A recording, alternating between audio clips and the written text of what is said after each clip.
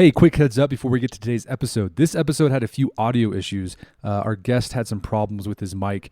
We did our best to make things sound as good as possible, even things out, but you will probably notice things aren't as good as they usually are. Apologize for that, but on to the show.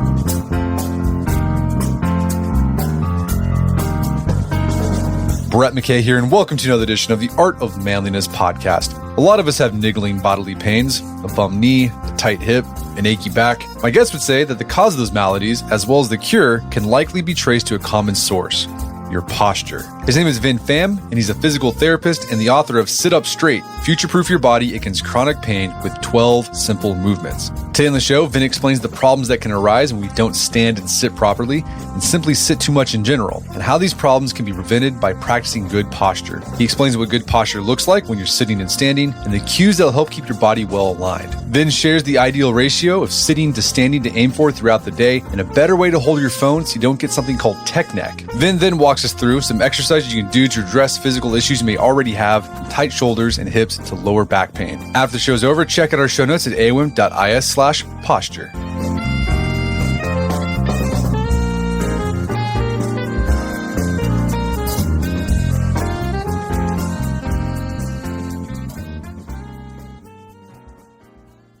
All right, Vinh Pham, welcome to the show. Hi, Brett. How are you? Doing good, man. Thank you for having me. Well, hey, it's a pleasure. So you are a physical therapist, and you treat high-profile athletes, business people as well, and you got a new book out, Sit Up Straight, Future-Proof Your Body Against Chronic Pain with 12 Simple Movements. What's your approach to physical therapy like? Like, what are you doing that's different from, say if someone went to physical therapist, how would your approach be different from a lot of other physical therapists? Yeah, so like a simple analogy I always use is, everybody here understands skin, muscle, and bones. And also there's this fourth component called fascia that not a lot of people understand or are even aware of. But for whatever reason in the industry, they split up the rehab industry in skin, muscle, bones. So skin is massage therapist, bone is chiropractor, and muscle is physical therapist. And then in terms of fascia, there's no profession that really specifically focuses on the fascia. And we can talk about the fascia later. But, if you have an issue, let's say you have knee pain, or you have low back pain, most of the time it's a composite. Actually, not all the time, it's a composite situation. It's like, is your issue 30% skin, 30% bone, 10% fascia, or is it like, 50% muscle, 10% this, 10% that? You get what I mean? So then, because it's like a composite situation, but we're only trained in one domain in the industry. So, as a physical therapist growing up, every issue that I would encounter, I would always try to either strengthen it or stretch it. So I would always be focused on the muscle because that's how they were training me. And if I was a chiropractor, I would probably approach that same issue with, manipulations, joint manipulations, or bone manipulations. And if I was a massage therapist, I would just basically try to rub the pain away, quote unquote. So that just growing up in the physical industry, seeing tons of patients, I started realizing like, hey, if the person was dominantly a muscle issue, I would be the greatest solve ever. But if it was anything remotely out of my domain, I would have no idea how to fix it. But I always knew there was a way to fix it. So in that process, what I would say did different, but to me it was just common sense, is I essentially just went to train with different chiros. I went to train with different massage therapists. I went to train with obviously other physical therapists. And I just started learning about just the whole art of healing in general. And I just dove myself in that whole field. And in the process, I essentially created my own version of therapy, which is kind of just like mixed martial rehab, All right, so you're taking things from different domains and applying it all in one thing, depending on what the person needs, right? So it's like if they come to you, exactly. Yeah, they come to you. It's a muscle issue. Well, okay, we're gonna do some strengthening. If it's a joint issue, we'll do something else with that. Yes, we'll talk about the fascia because I think that's really interesting. I want to circle that up, but I want to talk about let's get into your book because this book, Sit Up Straight, seems like it was written in response to the pandemic because with the pandemic, a lot of people started working from home, and you started noticing people coming to you with different issues that you hadn't seen before. Maybe you've seen before, but not as frequently. How did the pandemic affect people's bodies, and like what type of ailments did you see more of in your clinics? Yeah, I mean, in general, the crazy stat is the average desk worker sits about, on average, 15 hours a day. So from sitting at work to sitting at home watching TV or hanging out on the couch, which is insane if you think about it. And then during the pandemic, they sat 2 hours longer than that. So people on average were sitting 17 hours a day. So, if you're sleeping 7 hours, that's pretty much your whole day, you know? So it's crazy how much people were physically inactive during COVID as well. So that exacerbated a lot of issues like, back pain, neck pain, I would say were the two main ones that showed up even more. And also because at their office, they had really good setups. At home, they were working from seats that were too low or slumped on the couch or working in their bed.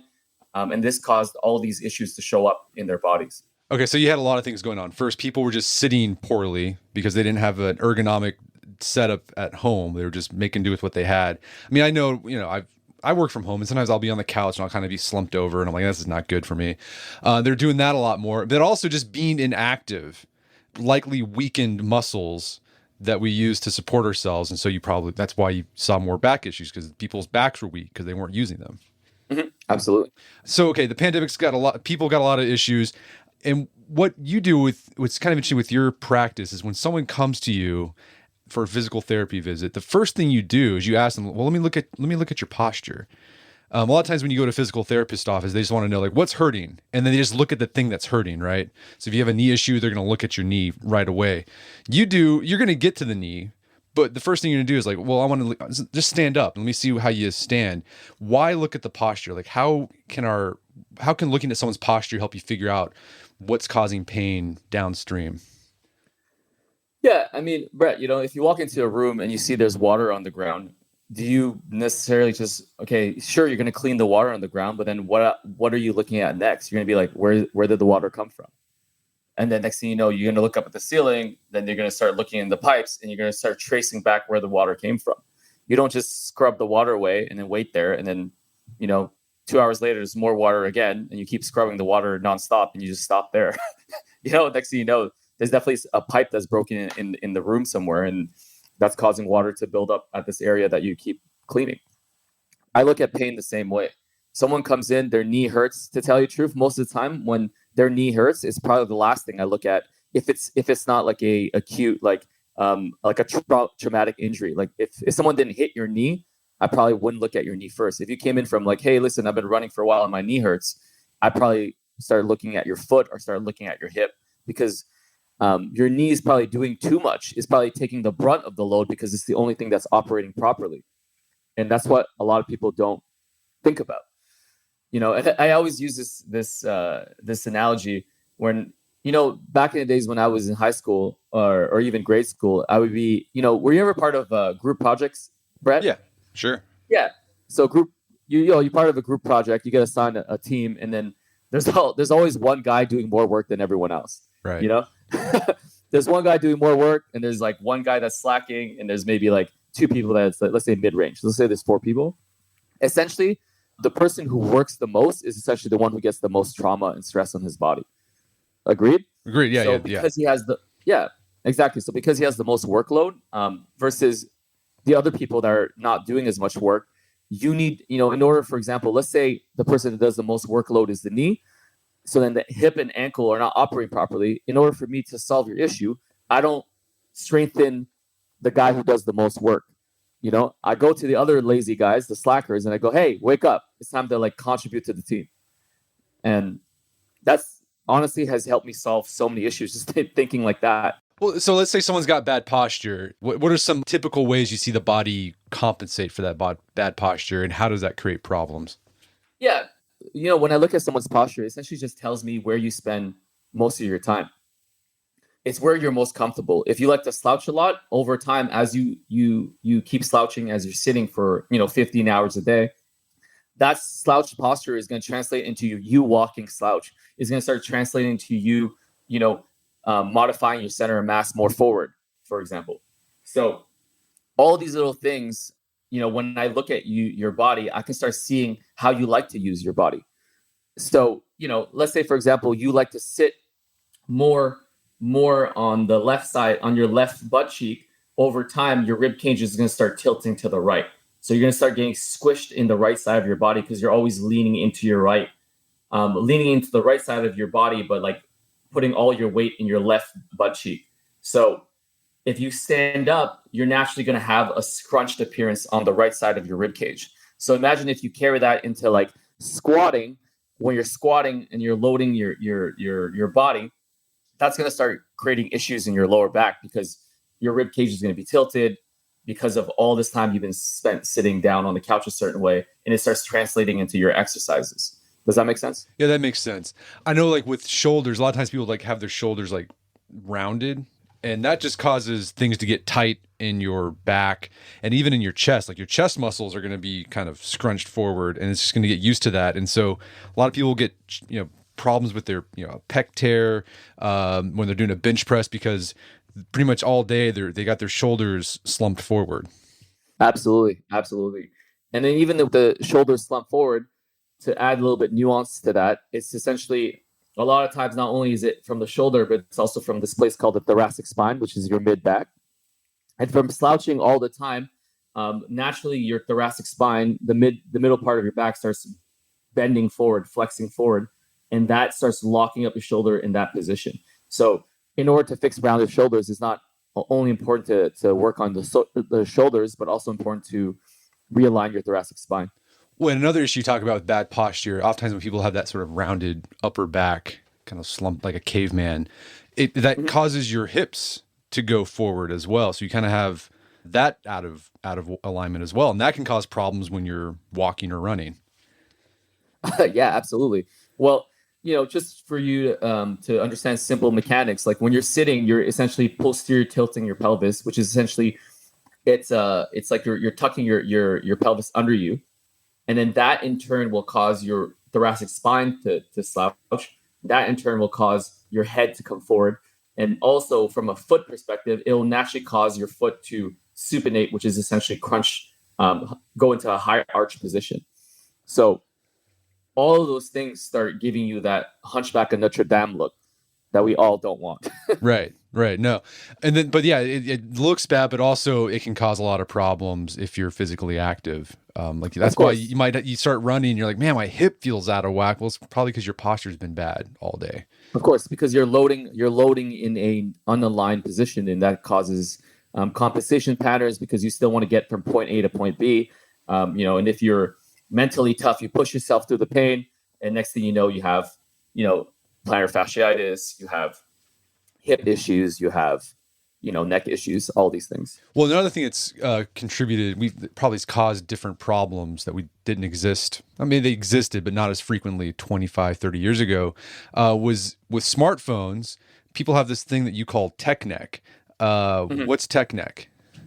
Well, tech neck is just simply, this thing called forward head posture, which essentially over time, your chin just starts to drift forward and you start developing this bump in the back of your neck. And you essentially are you start rotating and moving your neck from the top part of your spine and not having any motion in the lower part of your spine, in your neck, lower cervical, which is the lower part of your neck. That causes a lot of, issues, headaches, can cause, nerve irritation. That can also cause so many issues. Your neck can cramp when you're driving. Let's say you're checking your blind spot and you're stuck in a tech neck position. And when you rotate, because there's not optimal rotation, you can start pulling on your muscles of the neck. So many things can happen from tech neck. So definitely something to work on overall. Okay, so generally people have bad posture. They're slumped forward. That can cause issues in your shoulders, your neck, your middle of your back, lower back pain as well, cause issue in your hips. That's like why you look at, just when someone comes to you, like, let me see, just stand and let me see how you sit, because that bad posture can cause your body to compensate in ways that is unhealthy. Let's talk about this. What does good posture look like then? Like if someone, because I think when people typically think like good posture, they think like you're like military straight, but it's not that, right? Yeah, I think Good posture is essentially just effortless movement. Even when I talk about posture, I talk about like, I don't really believe that there's static posture. It's essentially everything's just dynamic. Even when you're standing still, quote unquote still, there's always a shift that's happening where your muscles are constantly holding you in that quote unquote still position. So even when you're sitting, it's dynamic, even if you're trying to be as still as possible. So good posture to me is like making sure that you can move well, given your current body, and you can move pain free, and you have to be aligned. So you have to be essentially, when you're sitting, for example, sit at a 90 to 110-degree angle with your eyesight like being able to look forward and not necessarily down or up. Let's say you're at your workspace. Your head should be in line with your shoulder and body. There should be no rounding of the shoulders. Your chin should not be poked out. Your elbow should be give or take at 90 degrees so you don't end up having irritation in your ulnar nerve. And your feet should be making contact with the ground. And one of the main things about quote unquote good posture is over time, I want you to be able to sit up straight. Sit up straight is almost like the pinnacle that you want to work towards. And obviously, for most people, trying to sit up straight is going to be effortful for them. So because of maybe they're not strong enough to do it. Maybe they're too tight. Maybe they're not trained well enough. Maybe their body won't allow them to, and they're naturally more comfortable in a slouching position. And that's okay. But over time, we want to eventually make you be able to attain those positions. And when it comes to like movement and good posture in general, like everyone can generally tell. Like, you ever watched the Olympics, Brett?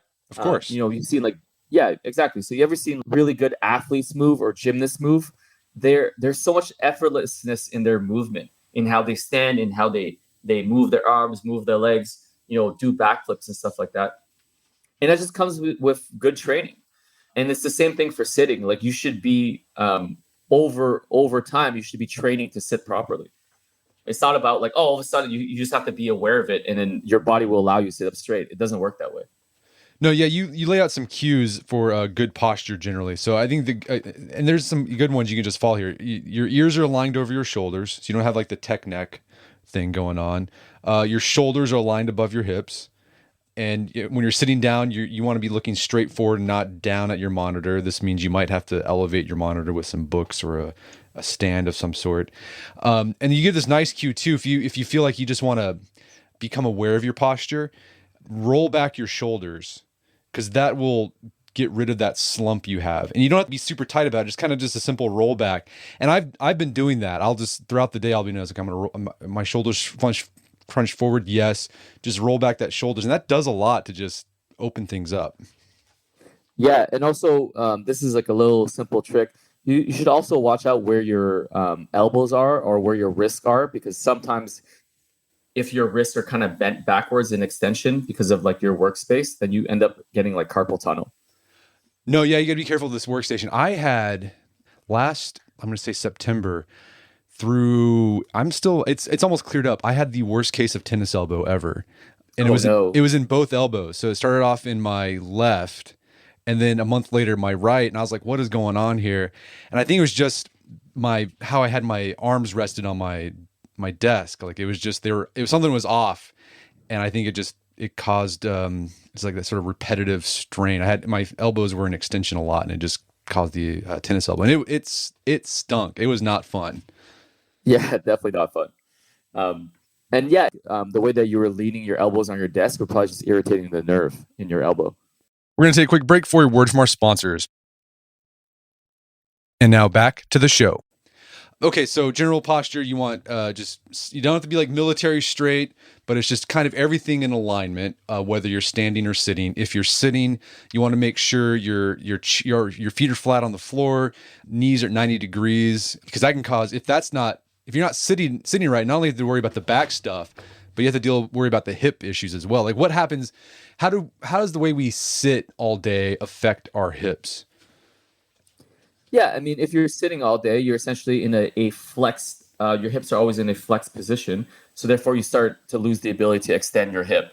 And when you're doing anything, you need good hip extension. Whether you're doing a hip thrust at the gym or you're running, walking is all about having good hip extension. Running is all about having good hip extension. Anything when it comes to sports, you need good hip extension. So imagine if you're spending 15, 17 hours during COVID, hip flex, over time your body starts losing that extension. And that's just in this thing called the sagittal plane, which is like front to back. If you're sitting and you're slouching to one side, you're leaning to one side, that starts causing issues side to side. You start losing your ability to bend sideways.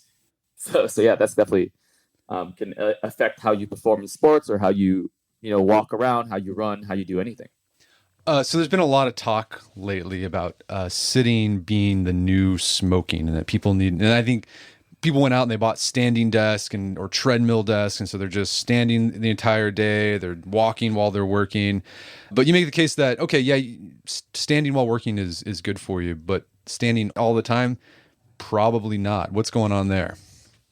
Yeah, I mean, it's the same thing. It's like the key to everything is just movement. You got to move a lot. Ideally, this is obviously in a perfect world, and it will never happen. But ideally, you should only be sitting for like 30 minutes at a time. So, in a typical like 8-hour workday, you should be sitting for 4 hours and walking for 4 hours, and essentially breaking up the sitting and standing every 30 minutes. That's essentially in a perfect world. But similar to sitting, if you're standing all day, it's the same thing, because naturally when you stand, you're going to start being immobile. 2, you're going to start leaning more to one leg or more to the other, and you're going to essentially develop these versions of standing slouching that you will naturally start to do. Standing leaning, actually, I should say. And I forget exactly the study, but I remember reading a study where they said like the ideal ratio of standing to sitting should be, give or take, like for every hour of sitting, you should do like 1 to 3 hours of standing. So, which is essentially what I was saying earlier, which is, yeah, you should be sitting for max half your day. Got it. So I guess so you want to alternate. So maybe sit for 30 minutes, then move to a standing position for 30 minutes, and then sit 30. Exactly. Yeah, Yes. the standing all day thing, how you if you stand all the time, you develop imbalances as well. I'm thinking back to when I was a waiter, and you're on your feet all day, and you're walking. When it's busy, you're moving a lot. But I remember like when it was dead, I'd find these weird positions to like lean. Yeah, totally. And my lower back would hurt. It was not pleasant. Yeah, because you would probably just lean more on one leg, and then lean into your hip, and then you would just contort, or you would like lean against the table, probably when you're standing, or let's say you're at the hostess bar, or not, sorry, the hostess, the front desk situation. Yeah, you'd probably like put your elbows on it and just lean, and then figure out new ways to be more quote unquote comfortable. And you do that for again 8 hours, standing or sitting. It's the same thing. With the standing desk, you also recommend, to set up things where you can kind of rest your foot. So you lift up your leg a bit. So you put you're resting your foot like on a stack of books, for example. Yes. Why? Yes. What's going on there? Why do that? Yeah. So the whole point is, if you want to stand properly, you want to just level your pelvis. So you don't want to allow like a side to side dip. So when you put your foot up on a stack of books, it automatically levels your pelvis and doesn't allow you to essentially cheat and slouch in that position. Gotcha. So, yeah. So similarly, if you're sitting down and you want to make sure that your pelvis doesn't roll back and forth, or for you to assume like a slouch position, having a bottle of water in the back of your chair while you're sitting, or like a lumbar support, is great. Okay, so to recap here, for the standing desk, don't want to stand all the time. Alternate between sitting and standing. While you're doing that, maintain good posture. So ears above shoulders, shoulders above hips. It should be comfortable. If you're first starting out trying to correct your posture, it's going to be uncomfortable because you're not used to it. But you want to get to the point where it just feels natural. Another thing I want to talk about, like, okay, let's talk about the tech neck, right? So people, when they're looking at their smartphone, a lot of times people are spending time on their smartphone or a tablet. Is there a better way to hold your phone when you're looking at it so you don't get that tech neck? Yeah, I would say essentially just, if you can't avoid looking down at your phone, which is kind of hard, you can essentially put the phone in front of you, like hold it right in front of you at eye level. It looks a little bit, crazy when you do it in a group of people, but it'll definitely be way better for your neck. And then, or if you want to keep looking down at your phone, what you want to do is maybe, every 15 minutes that you do that, you want to maybe reset and just do a few chin tucks or just like move your neck around to kind of like oil it up essentially. What about the way you hold your phone? I know a lot of people, they get like smartphone thumb or their wrist pain because they hold their phone in a weird way and it just causes pain. Anything there? Have you had that? Have you seen that issue? Yeah, but I think it's more like with people who either buy phones that are like too big for them. Okay. So they kind of have to like twist their arm a certain way to like type in the phone. And then also in terms of a tip for you, you were saying like, I think like a lot of people like they use one hand. I think like using two hands is way easier for your thumb for both, for like thumb health. So cradling your phone with two hands and then using your two thumbs to type is probably the best way versus typing with one hand. Right. And maybe just use your phone less. That'll probably help. Yeah, exactly. Or maybe use your phone. Yeah, maybe just use your phone less. Absolutely. Yeah. Okay, so moving from a sitting position to a standing position throughout the day, practicing good posture. I mean, this will go a long way to helping people future-proof their bodies. But some people, because of years of just sitting improperly, and being immobile, they need a few extra exercises to help correct those years of bad posture. And you highlight 12 of them in your book. And it's all about, and they're about increasing mobility, not necessarily flexibility. What's the difference between mobility and flexibility? Mobility is how much like your muscles can move in that given range under your control. So right now, if you're laying down on your back and you bring your knee up to your chest without using your hands, you're going to go only as far, right? That's essentially mobility because you're using your muscles to bring your knee to your chest. But then if you use your hands and you start pulling your knee to your chest, you probably can go further. And that's your full range of motion, which is that's your flexibility. Does that make sense? Yeah, that makes sense. What role does fascia play in mobility? Let's circle back to fascia. Yeah, so fascia is the wrapping. So, when you look at, let's say you cut an orange in half. You cut an orange in half, and then you look at the slices. What delineates those slices is this white part. Yeah. Right? So the white part is essentially the fascia. If you were to take all that white stuff out, the slices would just fall over and just not be stuck together. So a lot of people call fascia the organ of structure because it essentially gives you structure. It helps you organize and delineate like your muscles in your body. And it's also used for like force transmission. So as you're moving your arms and stuff like that, the force gets transmitted through the fascia. And essentially the fascia is like, if the fascia gets quote unquote tight, it's a wrapping around your body. And then that now stops you from moving to your range of motion because imagine like you're just in a tight wetsuit. Like you can't move as well. Or like a straight jacket. That's kind of how it feels over time as your fascia hardens because you sit for too long in a certain position, for example. Got it. And so what these mobility exercises do, it helps kind of keeps everything greased up. Yes, essentially, yeah. It helps keep everything greased up. Fascia is living tissue. So as you move through motion, it starts unwinding it and it starts quote unquote loosening it. Well, let's talk about some of these mobility exercises. Like you said, there's 12 of them. Let's highlight a few.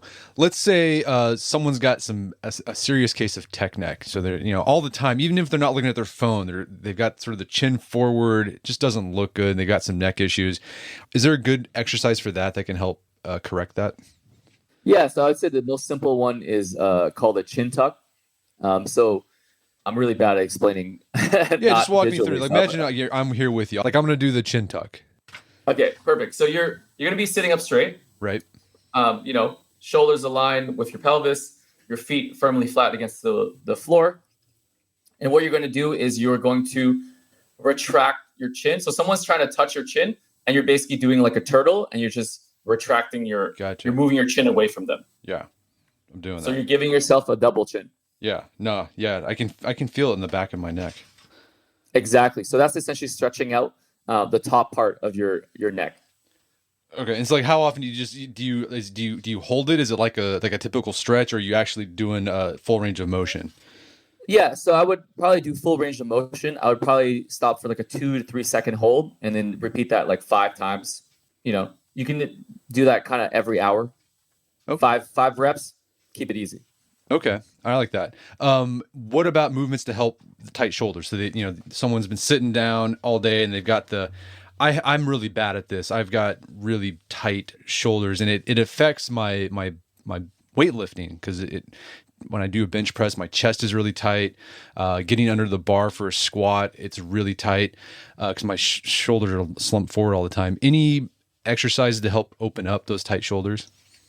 Yeah. So when it comes to the shoulders, I would always also target the thoracic spine, which is your mid back. So what I would do is I would take my arms. Okay, imagine you're sitting. So these are all for sitting. Okay. So you're sitting down, right? And then you're gonna take your hands and you're gonna basically put your arms out in like a cross position, like as if you're in a cross position. Yeah, I got it. And your palms are gonna be pointed upwards to the ceiling. Got it. Right. So it's like, hey, someone's trying to come hug you. You're like, hey, right. My arms are out. Okay? Right. And from here, what you're gonna do is you're gonna start trying to point your palms towards the back of the wall behind you. Oh, okay. So you're gonna rotate your palms back, right? And then you're gonna have your palms face the wall behind you. And naturally, when you do that, you're gonna notice that your thoracic spine starts lifting up. Right. You notice that? Yeah, I'm noticing that. Yeah. Exactly. So then, if you rotate your palms downwards towards the ground, right? Mm-hmm. You're gonna notice that naturally you're gonna start going into slouching position. Yeah. Okay, I'm doing that right now. Yes, exactly. So you want to do that back and forth. So you're going from a slouch position with your arms internally rotated, and you're going to externally rotate your arms, and then you're going to start extending your spine. That's nice. So how many reps do you do that for? Same thing. I would say 5 reps. Keep it easy. Okay. A lot of these things, it's just more about adding movement in your life versus like trying to exercise. It's not like a three sets of 10 thing. Okay. So this is something you can just do throughout the day. I need some movement. I'm going to do this. Yeah. Think about like movement snacks. Your body just craves movement. So you give it a little snack here. Just move a little bit. I like that. I like movements. Here's my movements. Yeah. I'm doing that right now. Okay. Let's talk about tight hips. So a lot of people got tight hips because they sit down, often, usually poorly. Any movements to alleviate tight hips when you're working?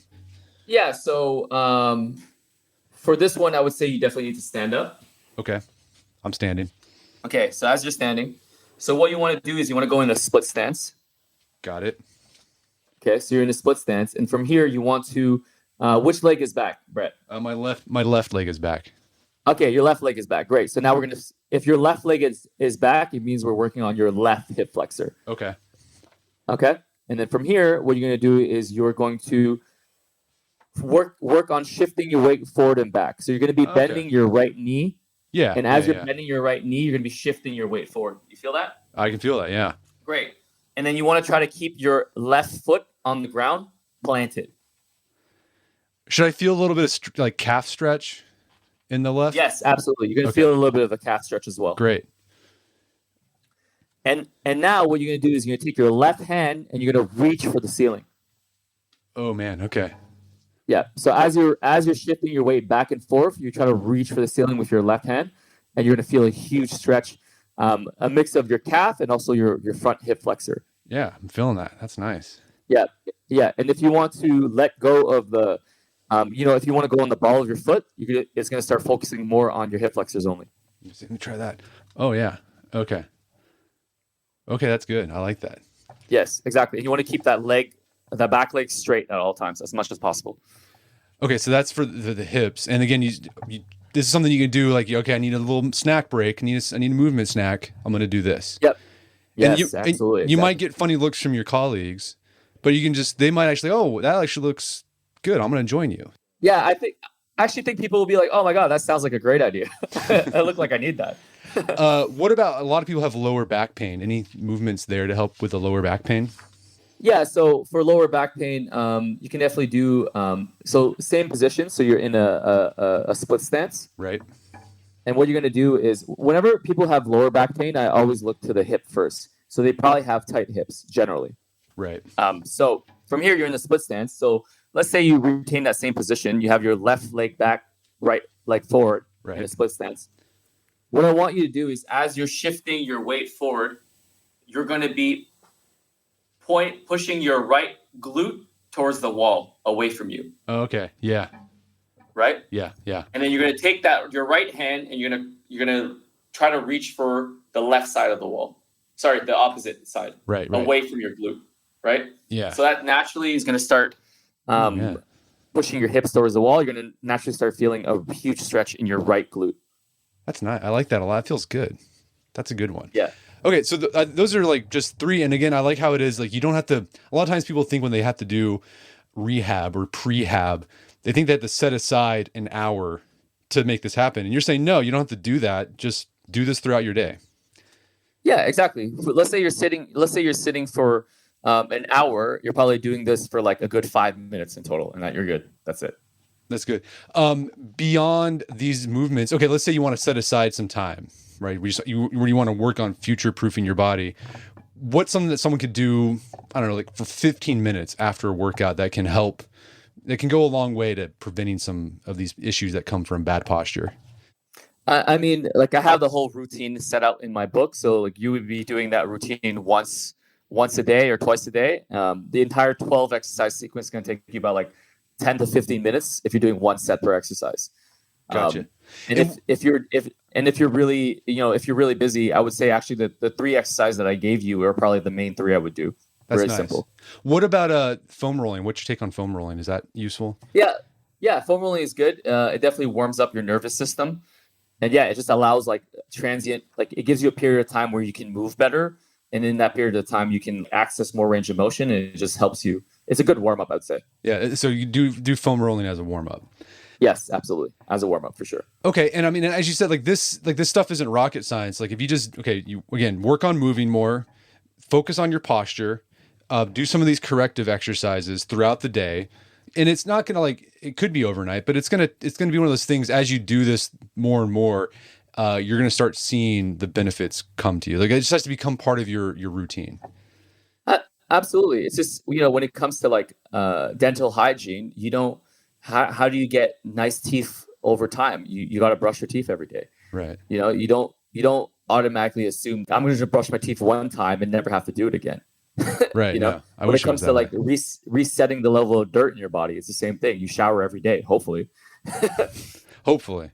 Well, a lot of people didn't do that during the pandemic either. They just, I guess they went to, it was called goblin mode, where you just kind of not bathe and just wear your sweatpants. Totally. Well, Vin, this has been a great conversation. Where can people go to learn more about the book and your work? Yeah, so they can go to myodetox.com, which is my brand of clinics, or they can go to my IG, which is Vinnie Rehab, VINNIE REHAB. And they can also pick up my book, Sit Up Straight, which is in stores now and Amazon and everywhere. So fantastic. Well, Vinh Pham, thanks for your time. It's been a pleasure. Thank you so much, Brett. My guest today was Vinh Pham. He's the author of the book Sit Up Straight. It's available on Amazon.com and bookstores everywhere. Check out our show notes at awim.is/posture, where you find links to resources when we delve deeper into this topic.